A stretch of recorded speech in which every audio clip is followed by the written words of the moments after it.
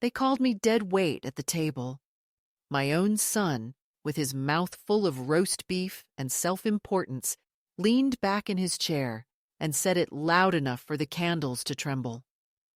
"You're just dead weight at this table," he said, smirking, almost enjoying the way the silence that followed was supposed to swallow me whole.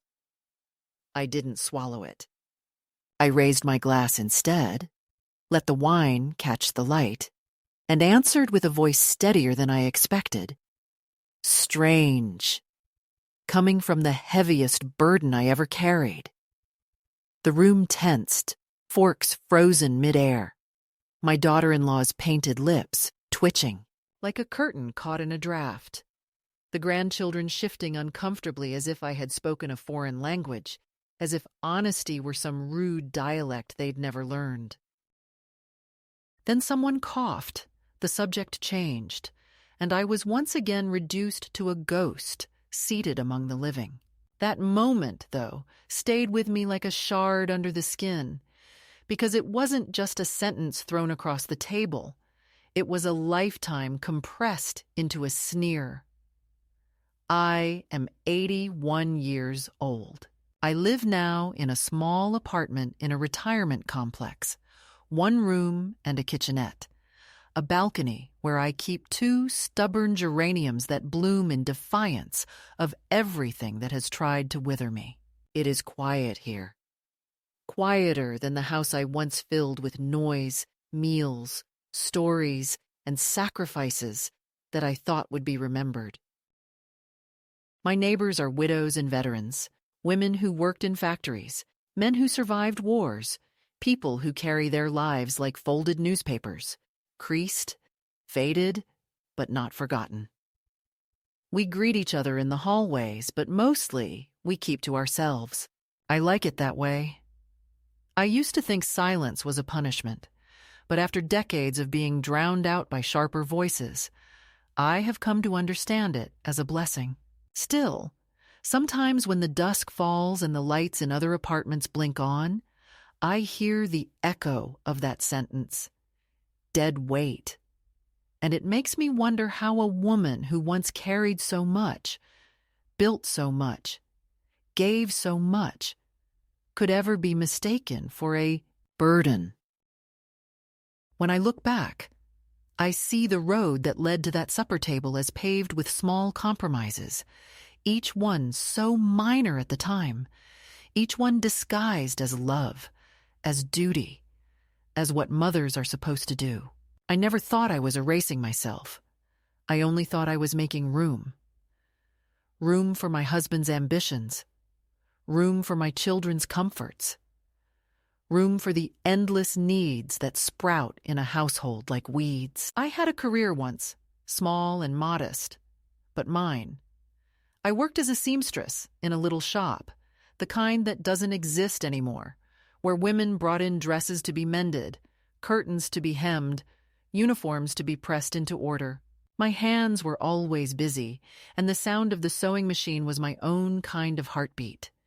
But when the children came, and then when my husband grew restless with the idea of my paycheck being too small to matter, I let the machine gather dust. I told myself it was temporary, that one day I would return to it.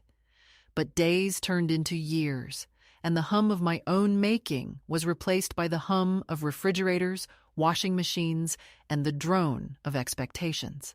I carried my son not only in my body, but in every choice I made afterward. When he was small, I thought he was my second chance at joy, the one person who might see me as more than a shadow in the corner. I gave him everything, my time, my patience, my discipline when it was needed, my tenderness when it was not.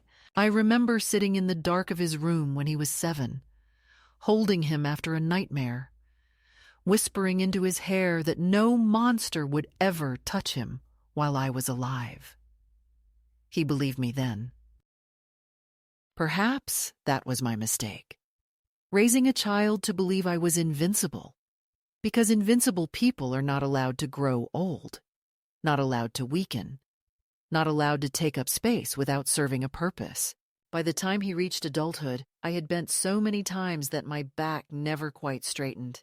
I financed his education with the money I had saved secretly from those seamstress years. Dollars folded neatly into envelopes hidden inside recipe books no one opened anymore. He never asked how I did it. He only thanked me with the hurried gratitude of someone convinced he deserved it. I watched him climb into a life I thought I had bought for him, with my silence, my endurance, my unacknowledged sacrifices. He became polished, articulate, a man with a wife who speaks as though she is forever auditioning for a role she has already secured. They built a house so clean it looked allergic to history. I was invited into it as one invites an artifact, curious but irrelevant. That supper, that sentence, was not the beginning of my erasure. It was the confirmation of it. When he called me dead weight, what he meant was that I no longer served a function. I was not cooking, not cleaning, not babysitting. I was merely present. And in a family where usefulness was mistaken for love, presence alone was seen as a failure. I looked around that table and saw every person I had once believed would anchor me, and instead, I felt the hollow weight of being untethered. My granddaughter did not meet my eyes. My daughter-in-law smiled too brightly. My son poured himself more wine, as though the act of refilling the glass erased what had been said. I wanted to stand up and shout, to shake the plates from the table and remind them that every bite they ate was seasoned with my labor. Every chair they sat on was steadied by the years I bent to hold them up. But I did not. I raised my glass and spoke one sentence, and then I went home. Now, sitting here, I think about the absurdity of being told I am dead weight by the very man who once clung to me like breath itself, who once called me the only person who understood him, who once promised that when he grew up, he would buy me a house by the sea where I could sow in peace. He forgot that promise long ago. He forgot many things, but I remember. At my age, memory is both a weapon and a wound. It keeps me company, but it also reminds me of every betrayal disguised as forgetfulness, every wound disguised as practicality, every dismissal disguised as humor. So when I tell you my story, know that it did not begin with the words, dead weight. It began long before, in the small silences I accepted, in the tiny corners I agreed to occupy, in the years I believed that endurance was the same as love. That supper was simply the moment when the mask was ripped away, and I saw, finally and fully, that my devotion had been mistaken for obligation, my presence mistaken for inconvenience, my life mistaken for something already over. And yet here I am, alive, speaking, remembering, refusing to disappear. If I am weight, then let it be known. I am not dead. I am the weight of truth pressing against the fragile glass of their illusions, and I will not apologize for it. The moment of truth never comes with fanfare. It creeps in quietly, in the form of a gesture or a sentence so ordinary, it would be invisible to anyone else. For me, it was not only that line at the supper table, but what followed after, because cruelty rarely travels alone. It brings its entourage of silence, complicity, and erasure. When my son called me dead weight and I answered, there was a pause so brittle I thought it might finally shatter the performance we were all trapped in. But instead of shattering, it closed back around me like a coffin lid. No one spoke in my defense. No one said, "That was cruel," or "She deserves better." They let the words linger in the air like smoke until I was the only one choking. My daughter-in-law poured water into her glass with exaggerated care, as if the sound of liquid filling crystal could wash away what had just been said. The children stared at their plates. My son, the author of my humiliation, smirked as though he had won some unspoken contest, and then, as if nothing had happened, they continued the meal.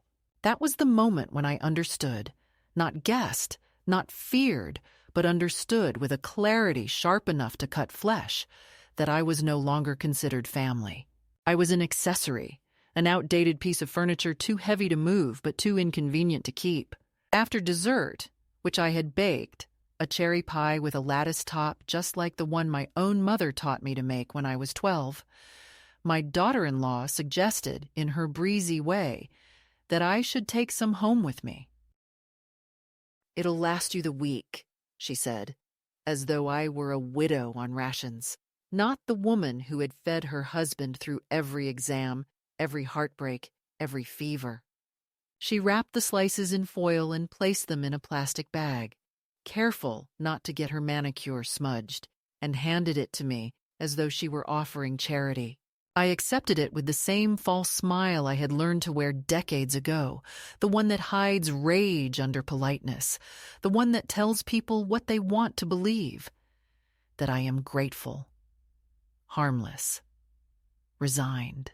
When I left that night, I walked slowly to the bus stop instead of calling for a taxi.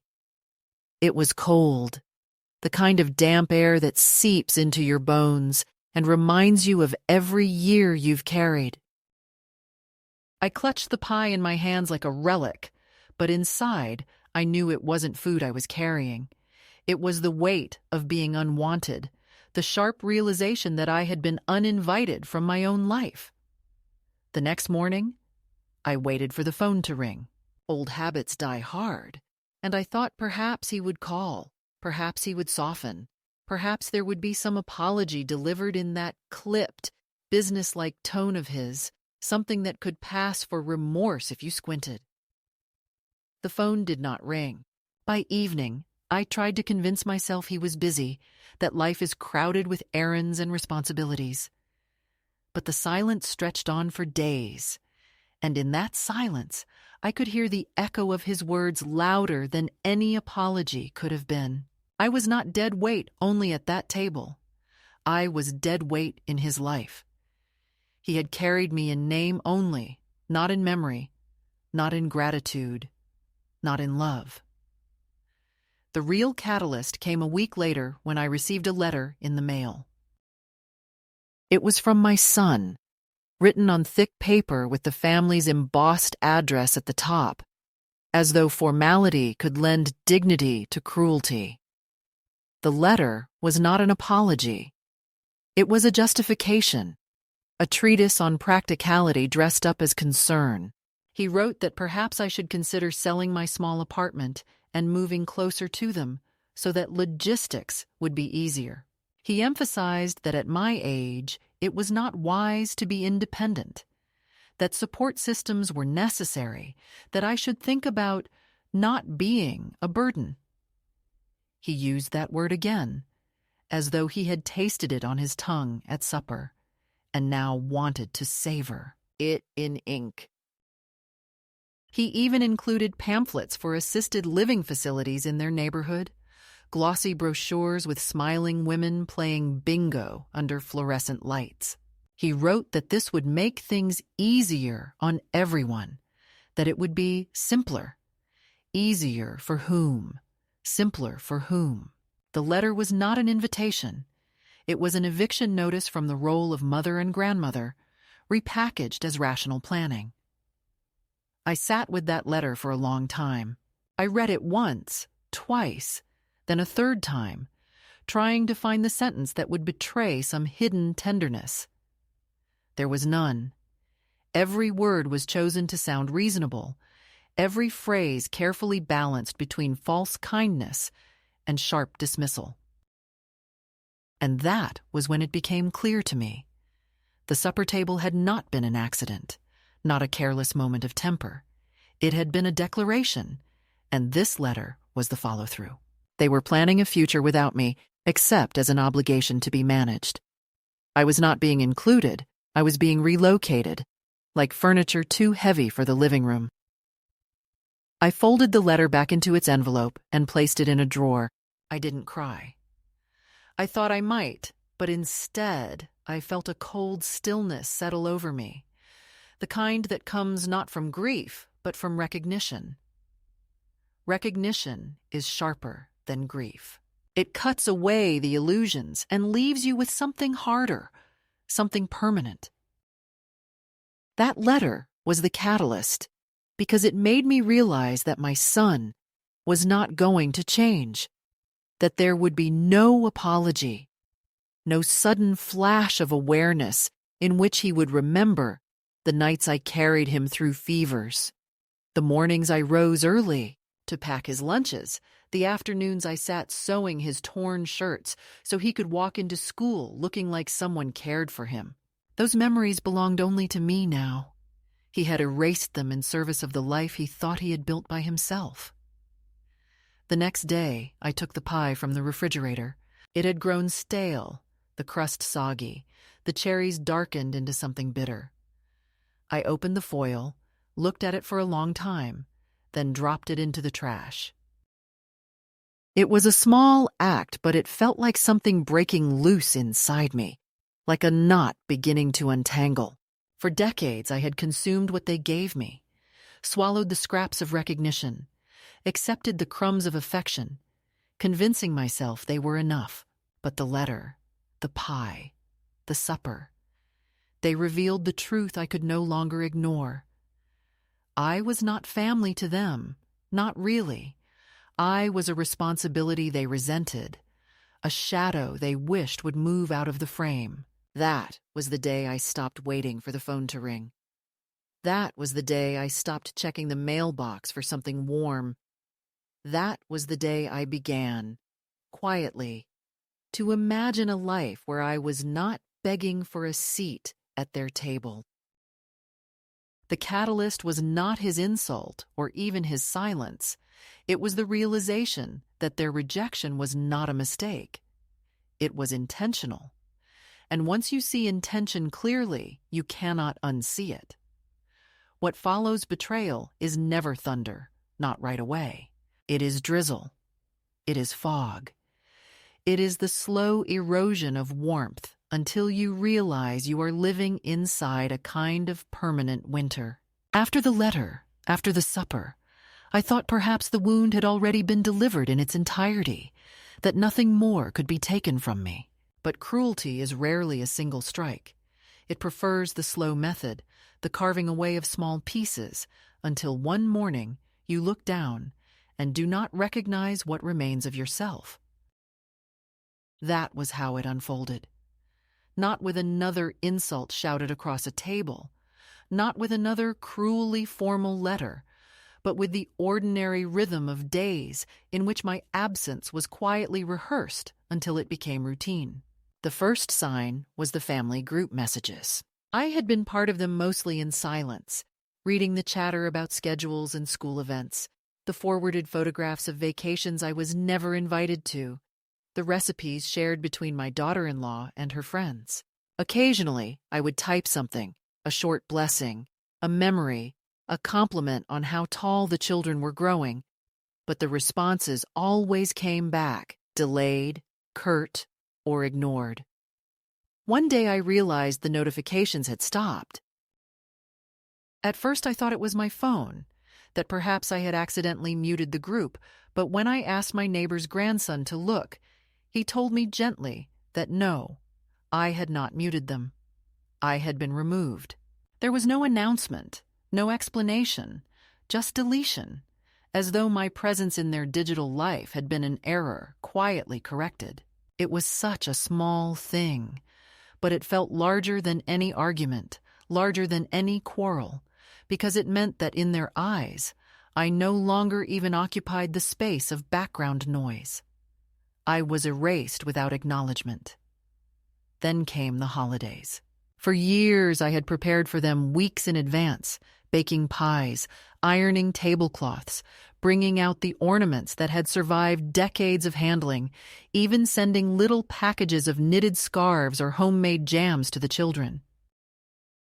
That year, no one asked if I would host. No one asked what dish I might bring. My daughter-in-law sent me a message a week before Christmas. We're keeping it very small this year. Just immediate family, I hope you understand. Immediate family. The phrase landed like an axe, chopping me off from the tree I had watered for decades. I sat with that message on my lap, the glow of the phone screen fading into black, and understood that I had been demoted from mother to outsider, from origin to inconvenience. At my granddaughter's birthday, I arrived with a gift carefully wrapped, a book I had chosen because she once told me she loved stories about brave girls. I thought, perhaps foolishly, that she would smile, that she would run into my arms, that the bond of childhood had not yet been severed by her parents' indifference. Instead, when the cake was cut and the cameras came out, my daughter-in-law placed the gift on a side table without opening it and asked me if I could help in the kitchen. "We're short on plates," she said brightly, guiding me away from the laughter, away from the circle of photographs. I heard the clicks of cameras from the other room while I stood alone at the sink rinsing dishes, my reflection fractured in the steel of the faucet. Later, when I looked at the pictures online, I saw them smiling, candles lit, arms around each other. I was not there. Not even in the background. She had cropped me out with the precision of someone editing an image to match a story she wanted to tell. I thought of the gift, still unopened, and realized it was not only the book that had been set aside. It is difficult to describe the violence of absence. People think violence requires shouting, breaking, bruising, but the truth is that erasure can be as devastating, sometimes worse, when someone ignores your words, when they withhold your name from the introductions, when they rearrange the furniture of their lives so that you no longer fit. They are telling you something more permanent than any argument could. They are telling you that your story has ended, while theirs continues. And so my life began to shrink. Invitations stopped. Phone calls came less frequently, then not at all. If my son visited, it was to drop off documents or to speak about practicalities, never to ask how I was, never to sit with me, never to remember. My apartment, once a temporary place of rest, began to feel like a holding cell. The walls closed in, not because they were too small, but because I had been denied the larger world I had once built. I found myself rehearsing conversations in my head, the kind of dialogues one invents in the absence of real ones. I imagined calling my son and asking him why, demanding an answer, forcing him to see me as more than a burden. But I never dialed. I knew how it would sound, the clipped tone, the defensive explanations, the sighs heavy with impatience. I knew I would be told that I was overreacting, that everyone is busy, that family life has its seasons. I knew I would be left feeling smaller, crazier, needier.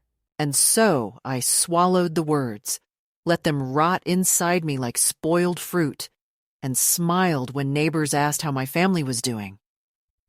"They're well," I would say. "Everyone's so busy." The strangest part of this escalation was its quietness. No fights, no confrontations, no slammed doors. Just the systematic removal of my presence from their lives, as if they were cleaning a room and I was dust they no longer wished to see. It made me question myself in ways I never thought possible. Was I truly a burden? Had I misremembered my sacrifices, exaggerated their weight? Was motherhood nothing more than a transaction that had expired once its usefulness was gone? In the silence of my apartment, these questions grew loud, like birds trapped in a room with no windows, fluttering desperately, injuring themselves against invisible walls. One evening, I opened a box of old letters, the ones I had saved from when my son was in college. They were filled with gratitude then, scribbled quickly in messy handwriting, telling me how he couldn't have made it without my support, how I was his anchor, his lighthouse. I ran my fingers over those words, faded now, and wondered what kind of alchemy had turned that boy into the man who now erased me from photographs. Did I love him too much? Shield him too much? Make myself too indispensable? Or was it always going to be this way, my devotion transformed into his entitlement? The letters gave me no answers.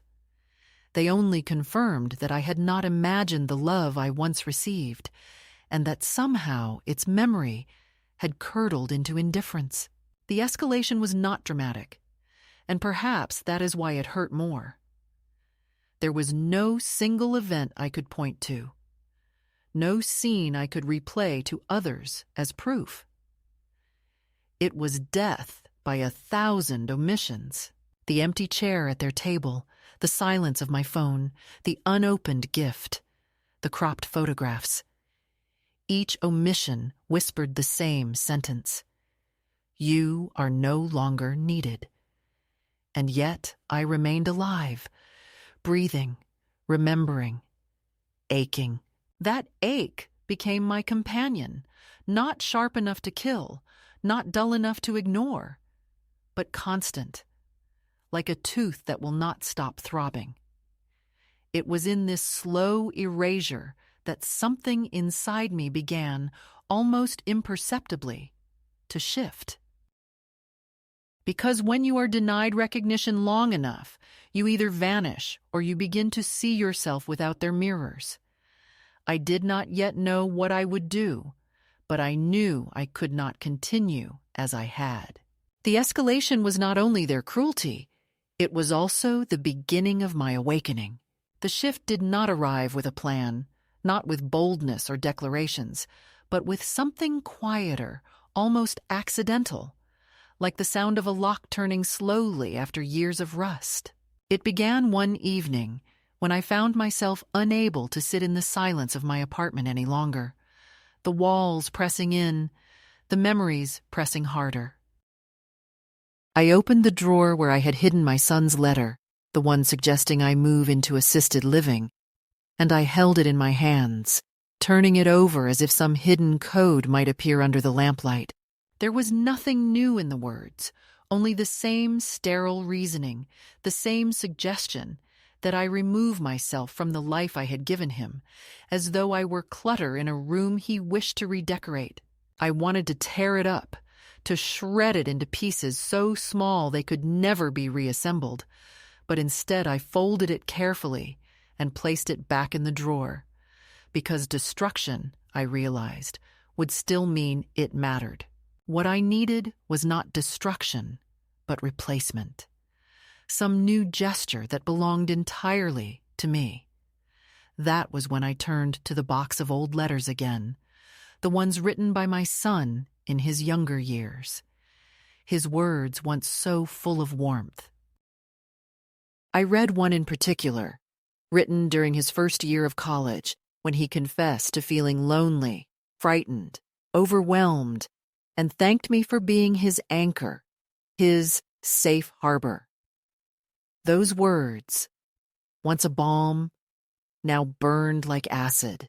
I read the letter twice, 3 times, until the paper shook in my hands from the tremor of my anger, and then I did something I had never done before. I carried it to the kitchen, turned on the gas burner, and held the edge of the page to the flame. For a moment the paper resisted, curling but not catching, and then it bloomed with fire, the ink dissolving, the words disappearing into smoke. I watched it burn all the way down to ash in the sink, not with grief, but with something closer to relief. It was not the destruction of memory, but the release of an illusion, the illusion that gratitude binds forever, that love written once cannot be unwritten by years of neglect. When the letter was gone, I felt lighter, as though I had untied myself from an anchor that had long since sunk. After that, I began to notice the small ways in which I could reclaim pieces of myself. I started walking again, not far, just through the neighborhood streets, letting my legs carry me past the houses with their glowing windows, the families inside, gathered around televisions or dinners. I walked not to see them, but to remember that the world was larger than the narrow corridor of rejection my family had placed me in. One morning, I stopped at a thrift shop I had passed many times, but never entered. Inside, the air smelled of dust and old fabric, but there was a kind of comfort in the clutter, in the evidence of other lives discarded, yet still waiting to be chosen.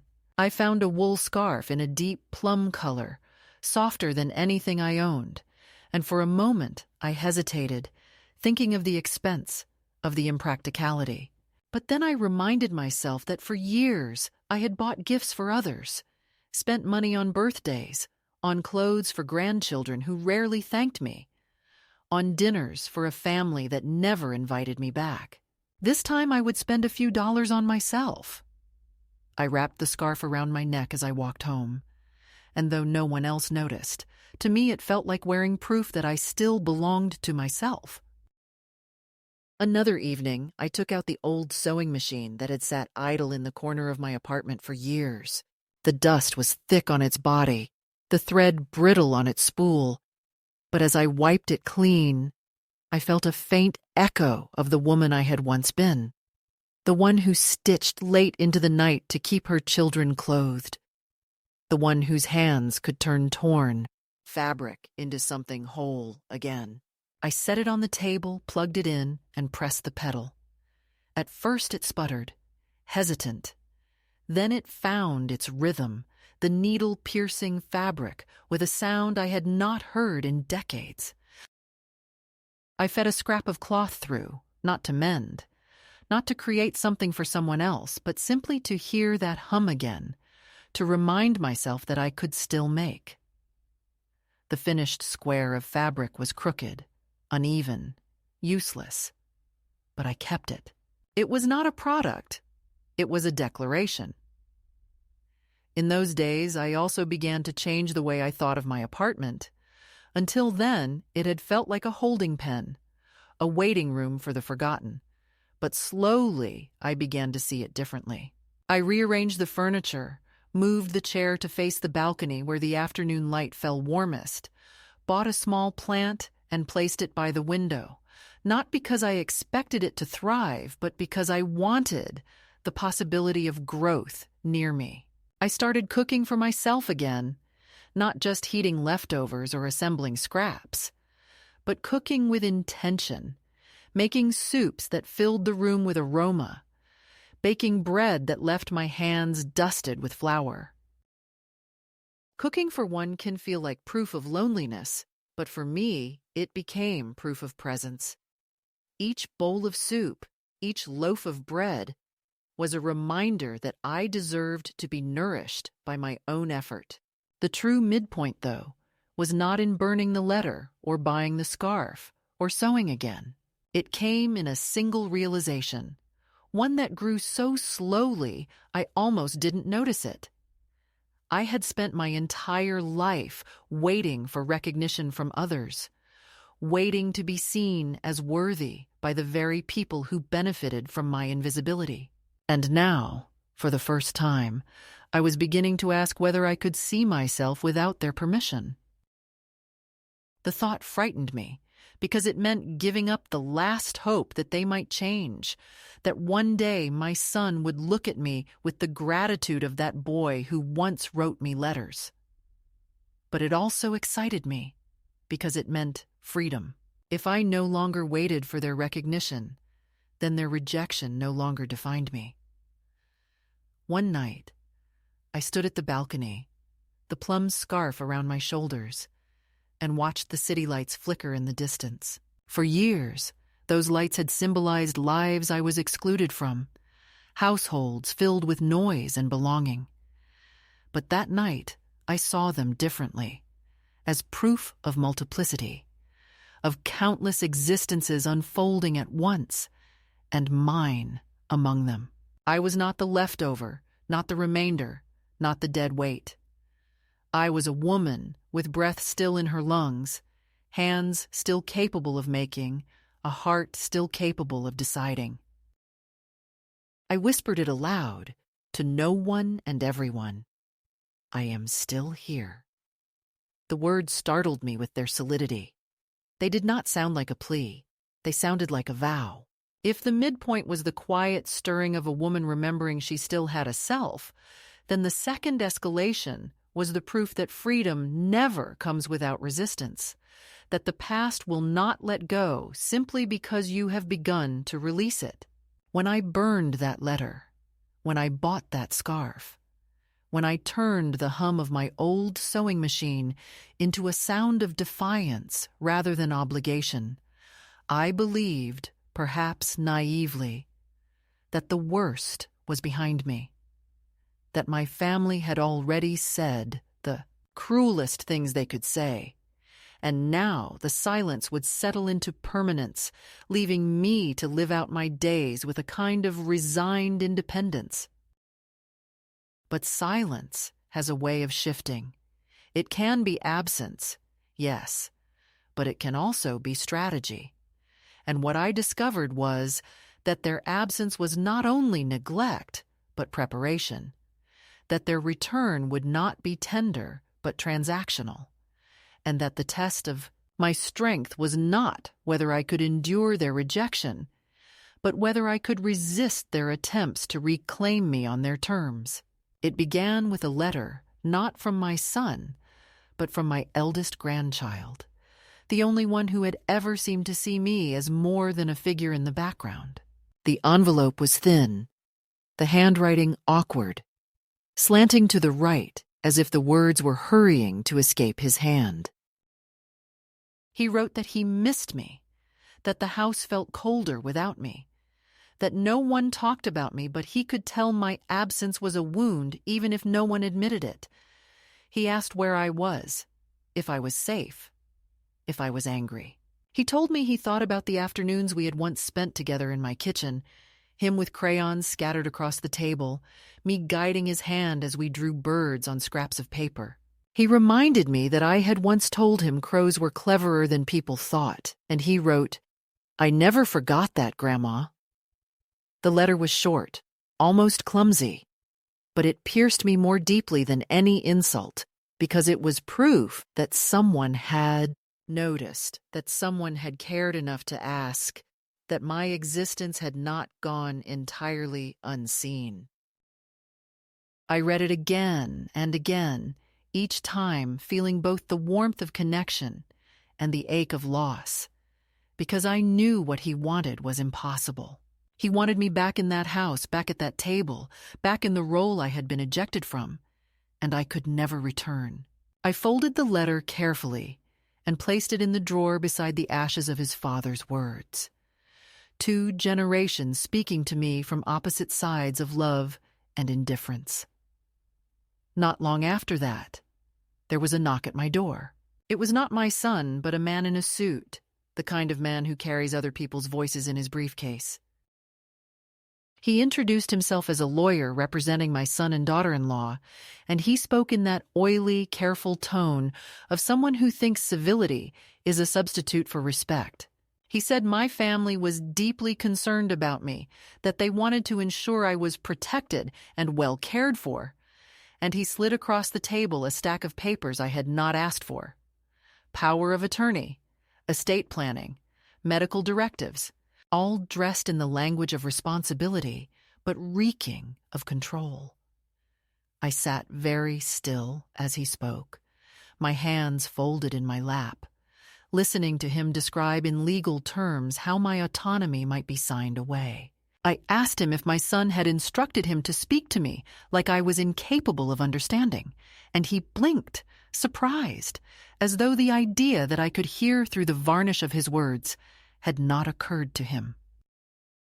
I told him I would not be signing anything, that my affairs were in order, that if my son was concerned about my well-being, he might consider asking me directly rather than sending a stranger with a briefcase. The man cleared his throat, gathered his papers, and left with a stiffness that betrayed his discomfort. When the door closed behind him, I sat in the silence of my apartment and shook, not from fear, but from rage, because the message was clear. They had not simply abandoned me. They had recast me as property, to be managed. Then came the performance. One morning, at the corner cafe where I sometimes took my coffee, I saw a newspaper spread across a table. On the front page of the community section was my photograph, an old one taken years ago at a family gathering, holding a pie dish, smiling without showing my teeth. The headline read, "Missing Matriarch. Family pleads for safe return." My son was quoted saying, I had disappeared without warning, that they were deeply worried for my safety, that they only wanted me home. My daughter-in-law, in her perfectly rehearsed sorrow, was quoted too, saying I was vulnerable, that I had been acting strangely, that she feared something might have happened to me. Vulnerable. The word seared me. Vulnerable was the costume they had chosen for me, the role they now performed for the world, as if I were not a woman with her own mind, but a lost pet, whose absence needed to be explained in terms flattering to their concern. I laughed out loud in that cafe, a sharp sound that startled even me, because the obscenity of it was almost comical. The same people who had erased me from their photographs now paraded me in a newspaper as a victim, not because they missed me, but because they feared what my absence revealed about them. It was not my safety they wanted. It was their reputation they sought to protect. As if the article were not enough, my daughter-in-law appeared in person not long after. She came to the cafe where I sometimes lingered in the afternoons, her coat too polished for the drizzle, her eyes scanning the room until they landed on me. She smiled that brittle smile of hers and asked if we could talk privately. I let her sit across from me because I was curious what script she had been rehearsing. She told me they had panicked that day at the supper table, that emotions had run high, that perhaps words had been misunderstood. She said my son was struggling with stress, with work, with the pressures of being a father, and that perhaps I had taken his words too literally. I listened without interrupting, letting her tie herself in knots, and when she paused, I asked her if 8 hours of waiting in silence, 8 days without a call, and a lawyer at my door were also misunderstandings. She looked down at her hands, perfectly manicured as always, and said nothing. Then, with a sudden softness, she admitted something I had not expected. She said she had never tried to replace me, that she only wanted to build a life without shadows in every room, that perhaps she had resented the way I lingered in their home, the way my presence reminded her of debts she had not incurred. For a moment, I saw her not as the polished mask, but as a tired woman, insecure, jealous, small. And I realized that part of my erasure had been her doing, her need to make me invisible so that she could shine brighter. But understanding her did not excuse her. I told her I was not her shadow, that I had been my own person long before she arrived, and that I refused to be diminished to make her feel taller. She left soon after, her coffee untouched, her apology unfinished, and I knew then that her visit had not been about reconciliation, but reconnaissance, a way of measuring whether I could still be manipulated back into place. The escalation deepened when my son himself finally reached out, not with contrition, but with anger.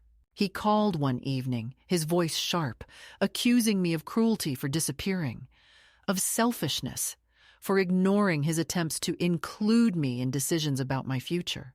He said I was punishing the family, that I was embarrassing him, that people were asking questions. He never once said he missed me. He never once said he loved me. The closest he came was, "We need to resolve this," as though I were a financial dispute rather than his mother. I listened to his tirade until I could hear nothing new in it, and then I hung up. My hands trembled. but not with guilt, with clarity. Because in that moment, I understood that there would never be recognition, never be repair, never be the words I had been waiting to hear. The only thing left to me was refusal. I sat down that night and wrote 2 letters, one to him, brief and final. I release you from the guilt you never felt and the love you never returned. And one to my eldest grandchild, tender and specific. You are the only one who never made me feel like an obligation. If you wish to see me, it must be on my terms, in my time, when I am ready. I sealed them both and placed them on the table. Sending them felt like placing stones on a grave, heavy but necessary. The second escalation was not loud, not violent, not even dramatic. It was a tightening of pressure, a return of the past in the form of manipulation, control, performance. It was the newspaper article, the lawyer, the daughter-in-law's brittle confession, the son's angry phone call. It was the realization that they would not let me slip away quietly, that they needed me to remain within their narrative, as burden, as victim, as shadow. But I had already begun to rewrite myself, and so each attempt to pull me back only strengthened my resolve. What they did not understand was that I no longer feared being alone. What I feared was returning to invisibility, and so, faced with their pressure, I chose silence not as surrender, but as resistance. A silence filled not with waiting, but with preparation. Because I knew, though they did not, that the climax was coming, and when it did, I would no longer be holding my tongue. I would be holding the pen. The moment of culmination did not roar into my life with spectacle, but it came with the inevitability of a tide that can no longer be held back, a rising that had been building in me for months until it could no longer remain contained. I had been tested, pulled, pushed, diminished, and erased. Yet in that same erasure, I had found the faint outline of myself again. And once I began tracing it, there was no returning to invisibility. The climax was not vengeance, nor was it reconciliation, but an act of severance, irreversible, like cutting a rope that has bound you for so long that you have almost forgotten you were capable of moving freely. It began with the legal documents once again, delivered this time not by a stranger but by my own son, who appeared at my door unannounced one gray afternoon. He came not with warmth, but with impatience, a stack of folders under his arm, his expression already set to the irritation of a man burdened by tasks. He did not even greet me properly. Instead, he said, "We need to finalize these papers, Mother," as though I had been waiting for his permission to put my life in order. He spread them across my table with the arrogance of someone who assumes he has the right to decide what will happen to me when I am gone. He spoke quickly, outlining what he claimed were sensible decisions: the management of my apartment, the allocation of funds, the designation of him as my sole decision-maker in the event of illness. He said it all with such authority that for a moment I almost slipped back into the old pattern of nodding, of yielding, of being the silent foundation for his certainty.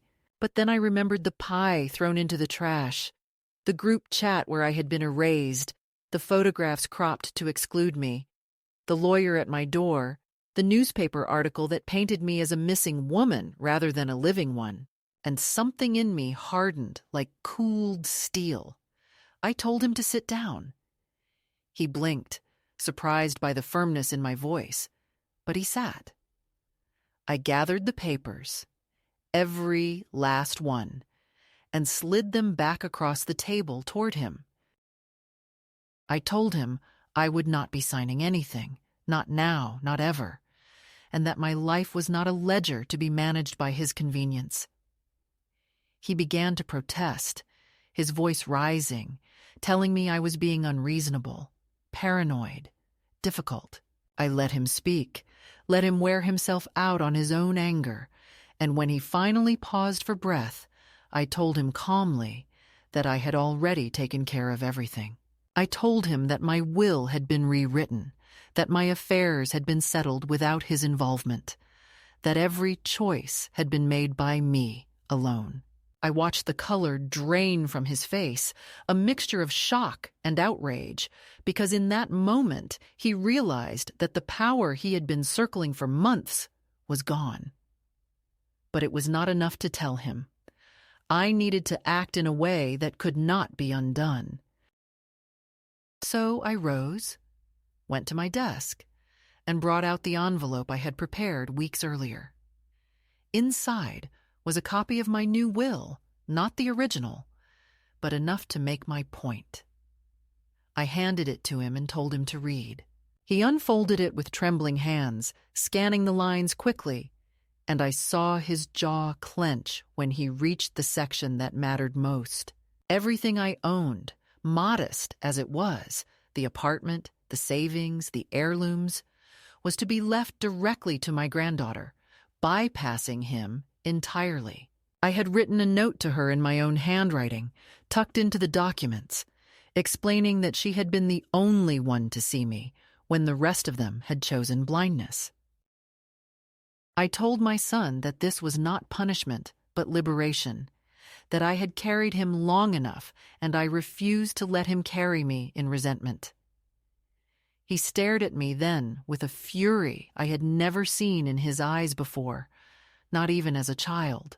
He said I was making a mistake, that I was tearing the family apart, that my actions were selfish. I answered, with a calmness that surprised even me, that the family had already been torn apart, and that selfishness was what had kept me invisible for decades. There was a silence then, thick and unyielding, as he searched for words that would bend me back into place. None came. I stood, walked to the door, and opened it wide. I told him it was time for him to leave.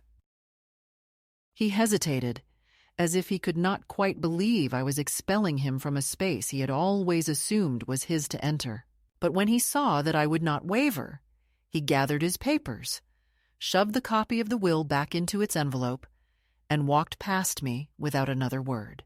I closed the door behind him, leaned against it, and let the weight of the moment press into me. For the first time in my life, I had not only resisted, I had chosen myself over him.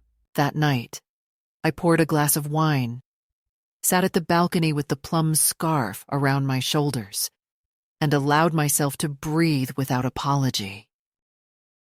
The air felt different, sharper, as though I had been living underwater and only now broken through the surface. I thought of the decades I had bent myself into silence, of the countless meals cooked, the shirts mended, the nights spent watching over fevers, the years of waiting for recognition that never came. And then I thought of the letter burning in my sink, of the scarf in its rich color, of the crooked square of fabric sewn by my own hand, of the soup simmering on my stove made just for me. These were not small acts. They were proof that I had begun to live again, not as a role, not as a function, but as a woman. The climax was not dramatic in the way stories often imagine, no shouting match, no dramatic reconciliation, no courtroom battle. It was the quiet signing of papers weeks earlier, the decisive rewriting of my will, the handing over of proof that I had claimed my own ending. It was the refusal to sign away my life, the refusal to let my son dictate my future, the refusal to remain a ghost in a family that had already buried me. It was the moment I closed the door behind him and knew it would never open again to the same dynamic. It was irreversible. And in that irreversibility, I found a strange peace. Because the climax was not about what I lost, It was about what I refused to lose anymore: my dignity, my voice, myself. The resolution of a story is rarely the neat conclusion others expect. Life does not tie itself into bows. It leaves threads hanging, and you learn to live with their presence rather than knot them into something artificial. After my son left that afternoon, after the door shut behind him and the echo of his indignation faded into silence, I did not feel triumphant, nor did I feel destroyed. What I felt was a strange steadiness, as though my body had finally caught up to a truth my mind had been circling for years. The climax was an act of severance, and the resolution was the quiet knowledge that I would not go back, that I could live without begging to be included, that I could breathe without waiting for permission. The days that followed were simple, and in that simplicity I discovered a kind of contentment I had not known since girlhood. I woke in the mornings and opened the curtains to the light, without wondering if anyone needed me, without calculating what tasks awaited me in someone else's house. I brewed coffee and let its aroma fill the room, not rushing, not gulping it down in haste, but savoring it like a companion. I took longer walks, not to escape the walls, but to greet the streets, the trees, the corners of the city I had overlooked in my years of rushing from duty to duty. I noticed the yellow leaves gathering in gutters, the laughter of schoolchildren spilling out of a playground, the worn faces of shopkeepers sweeping their thresholds.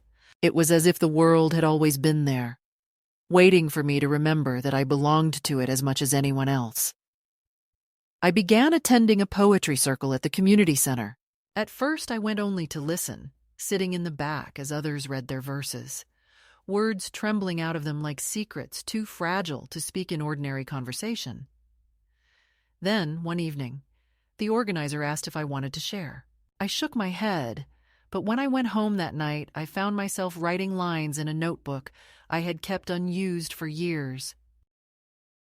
They were not polished, not even particularly good, but they were mine, drawn from the well of silence that had lived inside me too long.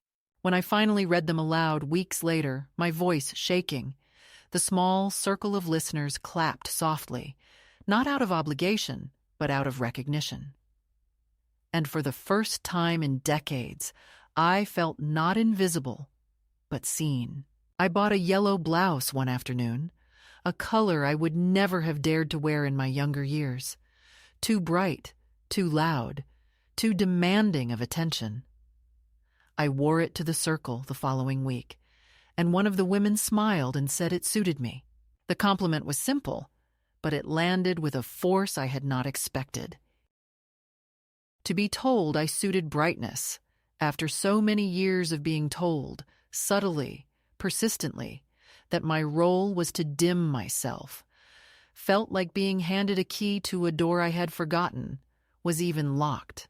On Sundays, I began baking again, not for family dinners that no longer existed, but for the children of my neighbors, who would knock shyly at my door when the smell of cinnamon drifted into the hallway.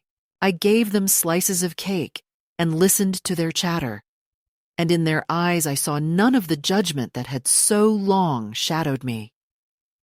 One little girl asked once if I had children, and I paused, the answer catching in my throat. At last I said, I used to.